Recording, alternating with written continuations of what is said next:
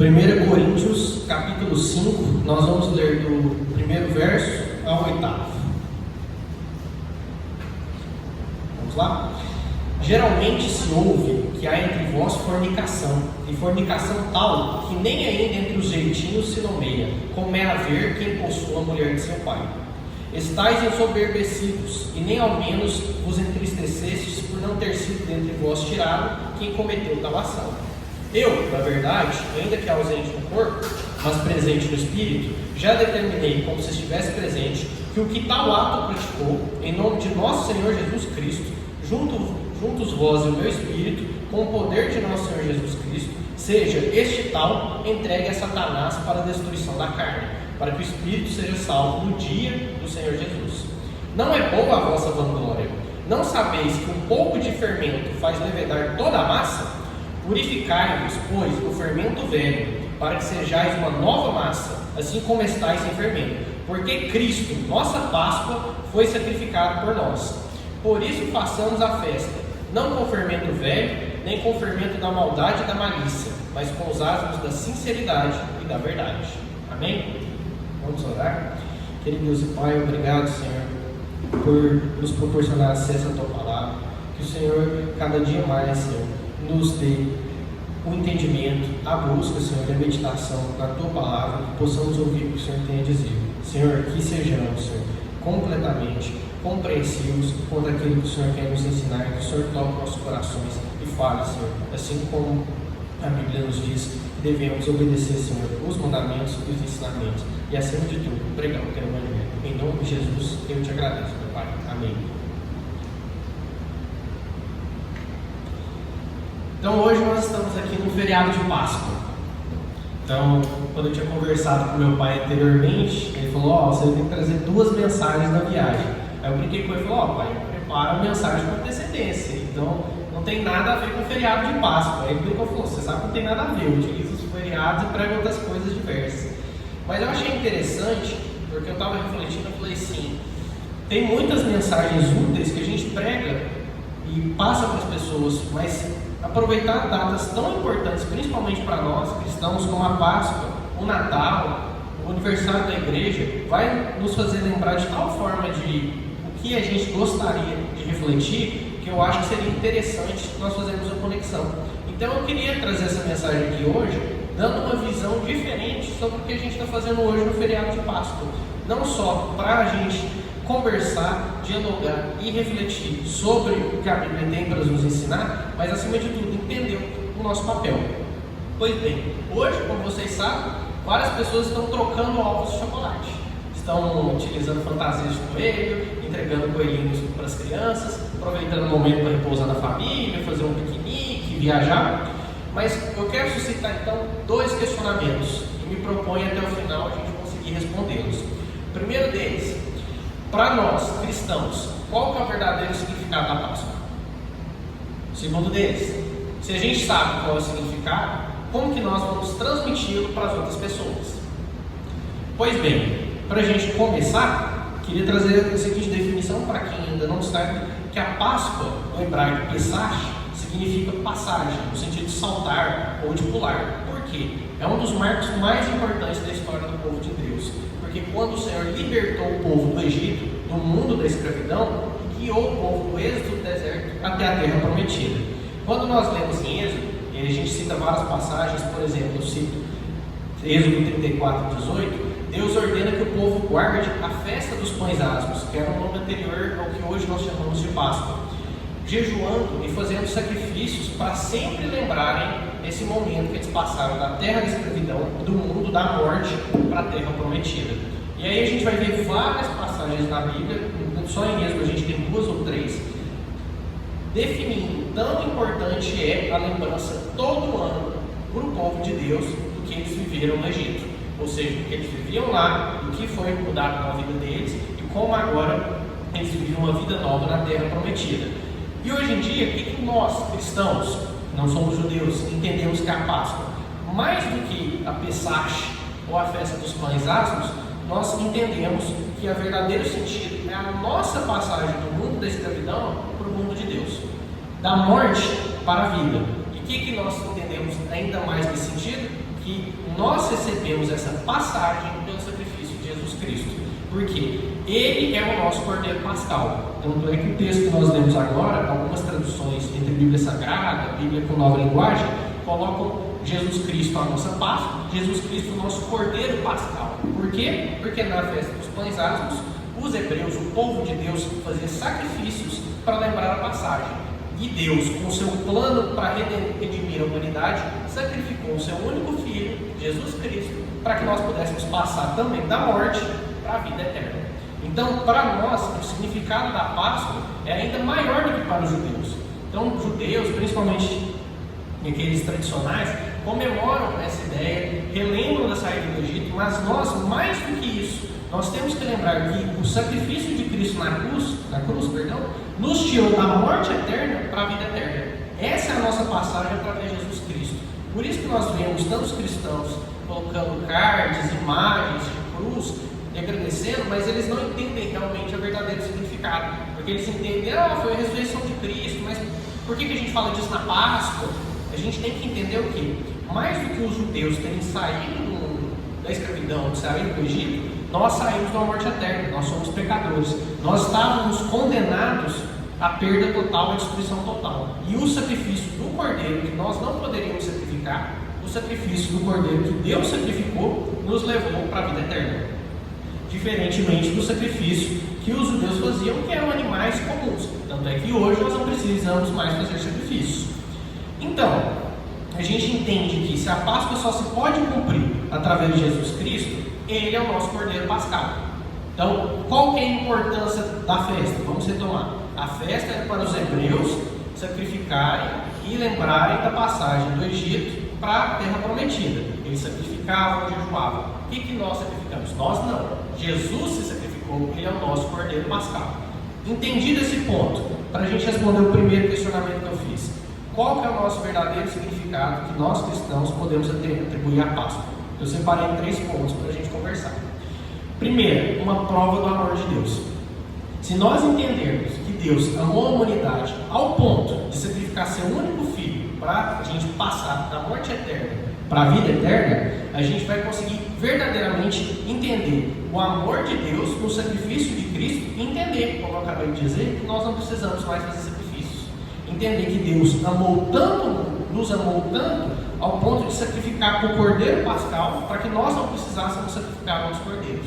Então, a nossa Páscoa já foi feita e já foi sacramentada em Jesus Cristo. E hoje nós temos apenas que relembrar, porque nós não precisamos fazer novos sacrifícios. Nós não precisamos jejuar, sacrificar por nossos pecados, porque Jesus Cristo lá atrás já os perdoou, já se sacrificou por nós, para que nós pudéssemos acessar Deus. Então o primeiro ponto é a prova do amor de Deus. Segundo ponto, uma demonstração de humildade. Se nós entendermos que Jesus Cristo sacrificou sua vida para nos salvar, ou seja, nos permitindo, como eu disse, passar da morte para a vida, a gente pode entender a humildade de Cristo. Por quê? Porque ele desceu à terra para se colocar como homem, igual a nós, para poder nos salvar. Foi ao mesmo tempo Deus e pessoa. Ou seja, ele nos deixa uma lição de humildade. Se Deus, nosso Senhor, desceu à terra, se fez igual a nós, para poder nos salvar, quem dirá nós outros? Quem dirá o que nós devemos fazer em relação aos outros? Porque nós temos que ter o exemplo, se nós nos dizemos cristãos genuínos, de seguir a Cristo. E qual é a maior lição de humildade que a gente pode ver além dessa? Cristo desceu à terra para sacrificar, se fez nosso igual, andou no meio de nós, se fez como homem. E o terceiro ponto, o perdão para todo mundo.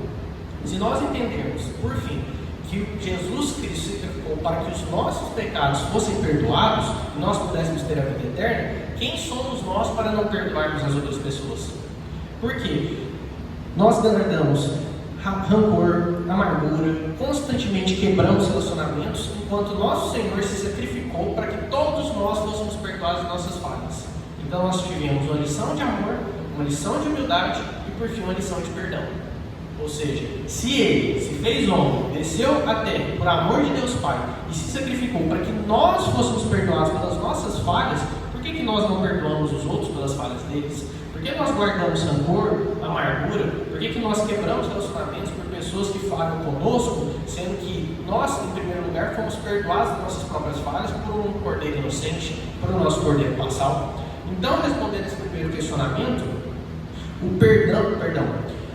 o verdadeiro significado da Páscoa é o sacrifício de Jesus Cristo, do qual nós podemos extrair essas 3 lições: a prova do amor de Deus, a humildade e o perdão. Então, para a gente responder, entendendo esse questionamento do verdadeiro significado da Páscoa, como que nós podemos transmitir esse significado para as outras pessoas?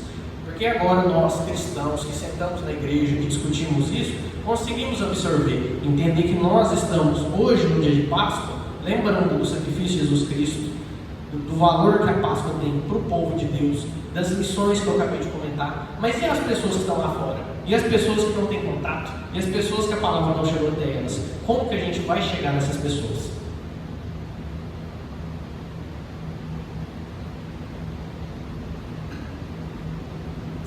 Em primeiro lugar, o que eu queria destacar? A gente tem que entender que essas pessoas jamais vão absorver de fora para dentro. Isso tem que ser algo de dentro, porque a mensagem da cruz que nós temos que pregar, ela não entra na mente, ela tem que entrar no coração. Se essa pessoa apenas ouve, logo logo ela vai esquecer, logo logo ela vai se entreter com outra coisa e não vai lembrar mais. Ou seja, nós devemos fazer com que essa pessoa absorva, que isso esteja dentro dela. E como que nós fazemos isso?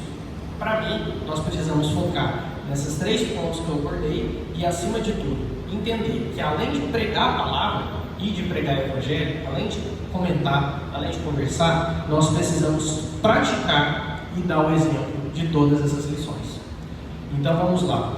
Primeiro, a prova do amor de Deus. Como eu disse anteriormente, Deus amou o mundo, nos amou a tal maneira que Ele sacrificou seu único Filho para que nós pudéssemos ter a vida eterna, para que nós pudéssemos passar da morte para a vida.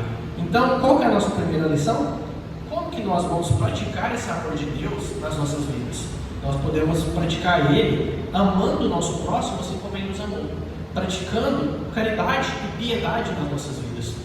Quando você olha uma pessoa que às vezes você não tem um relacionamento tão bom, uma pessoa que você sabe que você poderia ajudar, o que você pensa? Nossa, eu vou deixar isso para depois, vou deixar isso para amanhã, outra hora a gente faz isso? Ou você pensa como o Paulo? Nossa, o bem que eu queria fazer eu não faço. Então, eu quero fazer o bem. Se eu quero fazer o bem, eu não vou deixar para amanhã. Por que eu não restauro esse relacionamento hoje? Por que eu não procuro essa pessoa e falo assim: meu irmão, eu posso te ajudar dessa maneira. Eu sei que você precisa disso nessa área da sua vida. Eu estou aqui contigo. Eu posso te ajudar. A gente pode conversar. Porque se a gente entende que a lição principal do sacrifício de Jesus Cristo e do plano de Deus para a humanidade foi o amor, por que nós não amamos o próximo? E mais do que um amor fugal, sentimental, que nós muitas vezes confundimos com paixão. O amor é de se preocupar com o outro, de entender o outro, entender as necessidades do outro. Onde nós estamos, quando as pessoas ao nosso redor estão precisando de nós, e nós estamos muito ocupados com nossos afazeres, muito ocupados com o que nós temos que fazer em nossas vidas, como diz a Bíblia, com nossas casas apaneladas, enquanto as pessoas sofrem, têm necessidades, o órfão, a viúva, e nós estamos nos relegando a segundo plano, porque nós pensamos: outro irmão da igreja, outra pessoa vai ajudar, outra pessoa vai cuidar, não sou eu não preciso. Enquanto nós somos as pessoas que muitas vezes Deus colocou no caminho dessas outras pessoas para nos ajudá-las, para orientá-las, para não permitir que tropeços tirem-as da rota. Então, meu primeiro ponto de reflexão é: onde nós damos o exemplo e praticamos essa primeira lição nas nossas vidas? Onde nós mostramos para as pessoas que conforme Deus nos amou, nós também as amamos. Se Deus, em primeiro lugar, demonstrou tanto amor, tanto foco, tanta importância para a humanidade, por que nós não mostramos também? Se nós somos cristãos, se nós seguimos a Cristo, por que só Deus tem que mostrar e nós não? Então a gente recebe esse amor, recebe esse sacrifício e não devolve? A gente não faz nada, a gente guarda para nós mesmos? Se nós realmente entendemos o significado disso, nós queremos transbordar, nós queremos levar para as outras pessoas. E como nós levarmos, volto ao meu ponto, mais do que pregar a palavra, mais do que pregar o evangelho, acima de tudo, dando nosso exemplo, praticando isso. Se eu entendo que a primeira lição é a prova do amor de Deus, ou seja, Deus já provou que Ele nos ama, então eu tenho o dever de amar as pessoas. Não é só uma inclinação, uma iniciativa, uma ideia. Eu tenho um dever, porque assim como eu recebi, eu tenho que dar. E todos sabem, existem ditados populares, estatísticas científicas, várias comprovações de que dar é melhor que receber. Você sente uma satisfação pessoal muito maior quando você dá algo a alguém do que quando você recebe. Então, o que eu gostaria de destacar nesse ponto? O amor, acima de tudo, não é um sentimento. O amor não é um sentimento que Deus teve por nós, que nós vamos ter pelo próximo. Nós podemos amar sem gostar da pessoa. Acima de tudo, nós vamos mentalizar todas as vezes que nós tivermos um relacionamento difícil com alguém, nós encontrarmos uma pessoa que nós não gostamos muito, não temos afinidade, mas nós sabemos que Deus nos colocou na vida daquela pessoa para fazer a diferença, que Deus nos colocou porque Ele sabe que nós temos uma habilidade ou nós temos alguma coisa que a gente pode utilizar para levar essa pessoa para um patamar superior, para ajudar a vida daquela pessoa, nós vamos amar e levar ela não porque nós amamos ela acima de tudo, mas porque nós amamos Deus em primeiro lugar. E nós entendemos o propósito divino. E Deus teve um propósito de nos colocar na vida de cada pessoa que nós convivemos. Como a própria Bíblia diz, não caiu um fio de cabelo da nossa cabeça sem Deus permitir. Então, se hoje nós estamos nas vidas de determinadas pessoas, é porque Deus nos colocou e Deus quis que nós estivéssemos. Então, quando que nós fazemos o nosso papel de cumprir o desígnio de Deus? Temos que refletir sobre isso. Passemos então para o segundo ponto.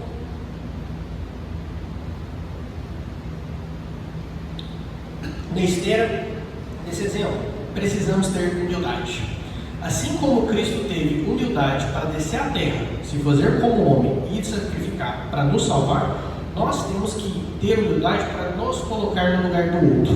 O que é colocar no lugar do outro? Entender suas fraquezas, entender suas necessidades e, acima de tudo, entender o ponto de vista do outro que me faz discordar dele, que me faz não compreender. Porque somente tendo humildade eu posso fazer o que eu falei no primeiro passo. Eu posso amar e auxiliar e dar valor à vida de cada ser humano. Porque se eu não tiver humildade de colocar no lugar do outro, mesmo que eu entenda que eu estou certo, eu estou com a razão e ele está errado, eu não vou conseguir compreender o que ele quer dizer. Eu não vou conseguir compreender a fraqueza dele. Eu não vou conseguir, acima de tudo, compreender a necessidade dele. E onde o amor se espalha e se mostra? Na necessidade do vazio. Então, se eu não consigo entender qual é o vazio daquela pessoa, eu não vou conseguir amar, eu não vou conseguir demonstrar amor, eu não vou conseguir fazer com que o meu amor chegue até ela. E como que eu vou entender? Tendo humildade para colocar no lugar dela, pensar o que ela está fazendo, pensar da forma que ela está pensando. Às vezes, muitas vezes isso não funciona. Muitas vezes eu entendo que é um exercício muito difícil. Muitas vezes a gente se coloca no lugar do outro e não chega no lugar nenhum, continua pensando da mesma maneira, mas com certeza muitos aqui vão refletir nesse momento e se relembrar de algumas situações. Muitas vezes você se colocou no lugar do outro, você não conseguiu resolver o conflito, você não conseguiu manter uma discussão saudável, aquela pessoa teve algum conflito, ela foi embora, quebrou aquele relacionamento, mas só pela atividade de se colocar no lugar do outro, você sentiu melhor. Você sentiu, nossa, eu dei valor numa pessoa, que satisfação pessoal. Eu deixei de lado o que eu queria, deixei de lado os meus desejos para olhar para essa pessoa de verdade, olhar para essa pessoa como se ela valesse a pena, ela estivesse valendo mais do que eu mesmo. Isso é o propósito, porque muitas vezes isso não depende de nós, muitas vezes nós não vamos chegar a colocar no lugar do outro e a pessoa vai nos entender, a gente não vai conseguir um resultado prático. Mas essa atividade, esse exemplo, é o que vai, em primeiro lugar, nos afetar, porque nós vamos ter uma satisfação pessoal, nós vamos nos sentir que nós estamos cumprindo nossa missão, nosso propósito, e nós vamos inspirar os outros. Por quê? Quando as outras pessoas comentarem ao seu redor, que pessoa humilde, que pessoa compassiva, que pessoa compreensível, porque ela se coloca no lugar dos outros, aí nós vamos entender que nosso papel foi exercido de verdade. Conseguimos? Não, aquela pessoa continuou sem conversar conosco, aquela pessoa continuou mantendo vários conflitos, aquela pessoa não resolveu o problema dela, mas nós fizemos a nossa parte, nós tivemos humildade de enxergar o lado daquela pessoa, nós tivemos humildade de nos fazermos iguais àquela pessoa, e esse é um ponto curioso, porque nós, infelizmente, reflita, às vezes não conscientemente, mas inconscientemente, nós nos colocamos acima das outras pessoas. Muitas pessoas que nós convivemos, nós olhamos de cima para baixo. Nós olhamos essas pessoas pensando o seguinte: essa pessoa por razão X, Y, Z, por causa do trabalho dela, da forma que ela se veste, ou por causa da forma que ela conversa, essa pessoa é inferior a mim, essa pessoa não está no meu nível. E cada vez mais nos tornamos soberbos, nos tornamos arrogantes e não conseguimos entender que a gente só vai ter uma conexão de verdade com as pessoas a partir da humildade, a partir de quando a pessoa me enxergar no mesmo nível que ela, me enxergar direcionado. E aí nós temos que entender. Se Deus teve humildade para descer, por que nós olhamos de cima para baixo nas pessoas? Por que nós olhamos as pessoas ao nosso redor como se nós fôssemos superiores? Por quê? Nós não praticamos a humildade. Nós falamos tanto, nós vemos textos, nós procuramos pessoas, mas nós não praticamos nas nossas próprias vidas a humildade, entender o lugar do outro. E por fim, vamos ao último ponto, o perdão. Precisamos perdoar aqueles que nos fazem mal ou falham conosco. Precisamos praticar o perdão nas nossas vidas. Precisamos praticar o perdão para restaurar os relacionamentos, porque Cristo se sacrificou para que nós fôssemos perdoados. Então, se em primeiro lugar nós estamos aqui entendendo que o nosso Cordeiro Pascal foi sacrificado para que nós fôssemos perdoados, quem somos nós para não perdoar as pessoas? Quem somos nós para entender que uma pessoa errou uma vez conosco, acabou a vida daquela pessoa, eu não quero mais saber da vida dela, eu não quero ter mais nada com ela, sendo que nós temos que entender que muitas vezes é uma falha mínima. E a gente às vezes se perde na razão de entender por que aquela pessoa cometeu aquele ato, se ela realmente está errada, por que eu não posso perdoar e restaurar um relacionamento que talvez no futuro isso me traga muito mais frutos do que eu cortar essa pessoa da minha vida por causa de um simples falha. E isso se agrava, percebo, da nossa natureza humana. Quanto mais a pessoa tem intimidade, conexão com a gente, mais ela faz o bem, mais nós relacionamos bem, pior e mais peso tem o erro dela.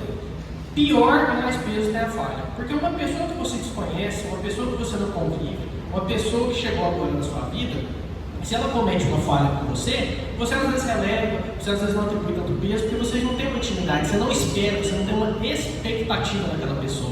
Agora, a pessoa que está próxima, a pessoa que você tem intimidade, a pessoa que está no seu núcleo familiar, principalmente no núcleo de amigos íntimos, quando ela comete uma falha, mesmo que seja a mínima falha, você não esquece. Você lembra o resto da sua vida, você às vezes dá um gelo naquela pessoa, você coloca ela de plano. Por quê? Porque você não consegue perdoar. Porque você não consegue ver, eu amei essa pessoa, eu tive humildade, me coloquei no lugar dela, eu ainda entendo que eu estou certo, eu ainda entendo que eu tenho razão, mas eu ainda entendo que ela está errada, mas eu não consigo perdoar ela. Porque antes de tudo, o que é o perdão? Eu aceitar que aquela pessoa erra da mesma forma que eu erro. Então ela cometeu um erro, eu entendo que eu estou certo, mas eu vou perdoá-la, vamos seguir em frente. Por quê? Porque o que nós fazemos na maioria dos casos? Nós entendemos que meu erro tem que ser diminuindo o peso. Tanto é que nós ficamos na defensiva e nós começamos a nos explicar todas as vezes que nós erramos. Mas o erro das pessoas não, nós mastigamos, nós colocamos em cima, nós colocamos peso. Por quê? Nós queremos que a pessoa sofra, que a pessoa sinta que ela errou conosco. Enquanto que se nós trouxermos uma mensagem de amor e de humildade, nós vamos exercitar o perdão. Nós vamos chegar nessa pessoa e falar assim: eu entendi que você errou, mas eu te perdoo. Eu entendi que você errou, mas está tudo bem, vamos seguir em frente. Essa pessoa agora vai ser muito mais receptiva, vai te abraçar muito melhor e vai construir um relacionamento muito melhor. E muitas vezes nós não percebemos que, às vezes a gente pensa, nossa, essa palavra, essa questão que a Bíblia nos ensina é para a situação A, B, nunca vou aplicar, vou aplicar para tal. E a gente não vê que pequenos casos nas nossas vidas a gente poderia aplicar essa lição. Vou dar um exemplo para vocês. No culto passado, estávamos eu e a Maria saindo de carro. E logo após a igreja, na hora que nós saímos, o portão aqui da garagem não tocou alarme. E nisso estava vindo um pai com uma criancinha pequena. O pai pulou de susto e nós passamos. Na hora que eu abri o vidro, o pai começou a gritar comigo e iniciar um conflito, falando assim: ah, você não vê, você não faz barulho, toma cuidado, que não sei o que, não sei o que. Nisso eu fechei o vidro, falei para Maria: vou dar a volta. Na hora que eu dei a volta, eu comecei a pensar: peraí, eu vou entrar em conflito com esse cara. Eu senti algo estranho. Na hora que a gente chegou no semáforo, eu falei: Maria, ele não está errado. Porque o portão todas as vezes toca e faz um barulho ensurdecedor. Dessa vez eu também não ouvi o portão tocando.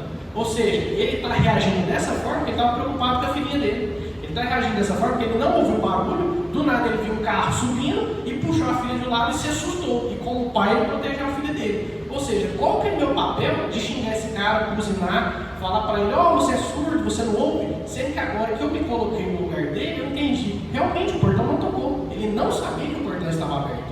Então, uma coisa tão simples que depois eu falei com ela: olha como é difícil para nós praticar a humildade e colocar no lugar do outro. Porque eu estava num momento de buzinar para ele, de gritar com ele, e falar assim, cara, você não ouve, você está com criança pequena, você está andando displicente assim, você não está olhando que tem um portão aberto.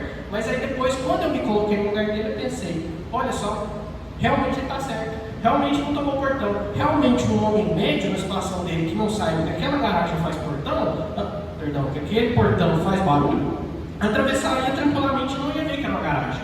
Então, isso que eu falo é um pequeno exemplo, um pequeno ponto de nossas vidas, que nós precisamos entender que nós reagimos instintivamente, seguimos os nossos sentidos, fazer o que a gente quer, muitas vezes causa dano à vida das pessoas. Muitas vezes a gente faz o contrário do que Deus quer que nós façamos. E colocar no lugar do outro, ter humildade, entender como o outro pensa, o que ele fez, o que levou ele até aquela reação, é o que Cristo quer que nós façamos. E é muito difícil, realmente é muito difícil. Nós precisamos cada dia refletir, sentar, pensar não só na lição que Cristo nos dá, mas assim, nós estamos aplicando. Eu tenho poucas situações na minha vida que eu reajo instintivamente, ou não, eu faço tudo de maneira pensada, de maneira calculada, e estou me direcionando na forma e no propósito que Deus gostaria que fosse. Porque a maioria de nós, infelizmente, nós reagimos de forma instintiva, nós nos sentimos atacados, e aí nós não conseguimos amar as pessoas, ter humildade de colocar no lugar delas e perdoar. E aí que entra o perdão, porque muitas vezes nós não estamos perdoando as pessoas porque nós queremos manter o relacionamento quebrado. Nós queremos afastar aquela pessoa de nossas vidas. Então, por que eu dei só esse exemplo? Porque a gente pensa, se é uma pessoa desconhecida, isso não me toca, é uma coisa simples, é uma coisa tranquila. Mas e se é uma pessoa conhecida? E se é uma pessoa íntima? Será que eu não estou perdoando essa pessoa porque eu não quero que ela volte a conviver comigo? Será que se ela voltar a conviver comigo, ela vai me mostrar, ela vai jogar luz dos problemas que eu criei, ela vai jogar luz que eu estava errado desde o início? Vamos lembrar do gadareno. Quando Jesus expulsou os demônios, por que aquelas pessoas queriam expulsar da cidade? Porque ele trazia luz dos problemas delas. Agora elas não podiam afastar o relacionamento com ele, tirar ele da cidade e falar, ele está errado. Agora elas viam os erros delas, elas viam as falhas delas, e elas não queriam a luz. Ou seja, muitas vezes nós temos que refletir. Nós não só não perdoamos as pessoas por não ter amor e humildade, nós não perdoamos porque nós não queremos jogar luz sobre a nossa falha, o nosso erro de não ter perdoado. Então, o que é o ponto aqui? Nós entendemos que, acima de tudo, para nós perdoarmos uma pessoa, nós precisamos nos perdoar. Nós precisamos nos perdoar em primeiro lugar, entender que Jesus já morreu por nós, já ressuscitou, já se sacrificou, e nossos pecados estão perdoados, porque assim nós conseguiremos suprir a vida eterna, nós conseguiremos ter uma vida com Deus. Então, em primeiro lugar, nós precisamos nos perdoar, aceitar, entender que nós somos falhos, pecaminosos, nós cometemos erros, porque só quando nós entendermos isso de verdade em nossas vidas, nós podemos programar isso na vida dos outros. Nós podemos projetar, perdoar as pessoas pelas falhas delas e aceitar as pessoas como pessoas falhas, assim como nós somos.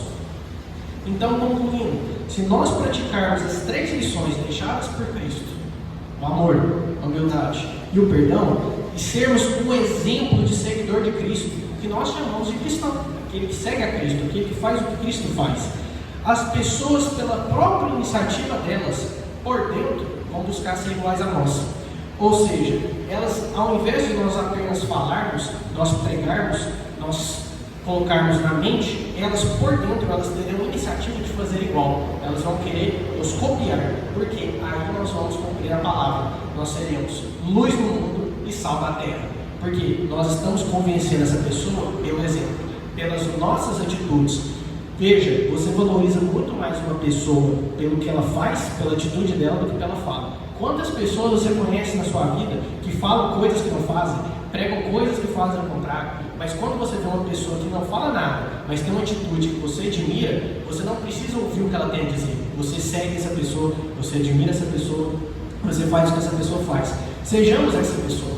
Em vez, nós temos sim o dever de falar isso para as pessoas. Quando uma pessoa, um parente, principalmente se for uma criança, perguntar qual que é o sentido da Páscoa, por que hoje é feriado, nós podemos explicar. O verdadeiro significado é o sacrifício de Jesus Cristo. É a morte dele, o nosso cordeiro, para nós passarmos da morte para a vida eterna. E ele nos deixou 3 lições: o amor de Deus, a humildade e o perdão. E nós temos que praticar essas lições.